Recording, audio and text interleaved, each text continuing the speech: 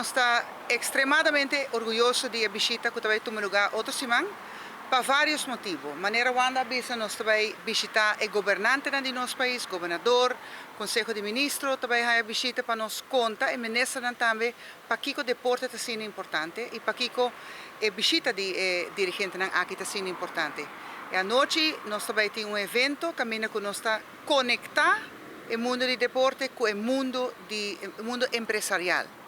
Já sabe ainda, não tem pessoa mais orgulhosa na Aruba que o Comitê Olímpico Arubano com a abertura de oficina aqui. Essa aqui é de maneira sonho que vira realidade de espécie hobby aia.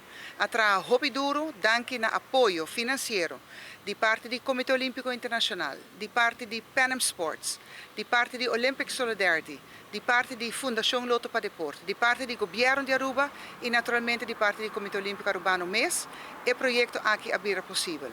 E nós estamos seguros que você não está passando diante de Wonderland, edifício aqui e mira quão bonita está quedando.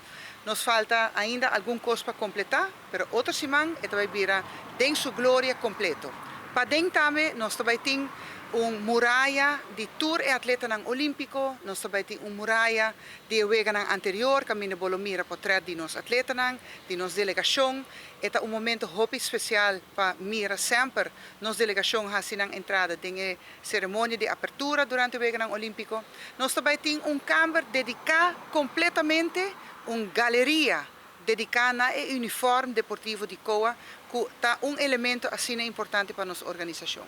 Nós também temos naturalmente gang dedicado à coluna vertebral de nossa organização, que é parte do deporte, é parte técnico, é parte que apoia a federação e está dando sustento a nós deportistas e a nós treinadores. E nós também temos duas muralhas. Na estreia de AOE, então é uma que também logra resultado para nosso país. E aqui durante 4 meses na qual nós vamos participar. E nós também temos uma muralha dedicada ao futuro do deporte. Porque isso também para nós é importante, para nós já acaba a seguinte geração preparando. Essa aqui apenas está fase número 1 de nosso edifício.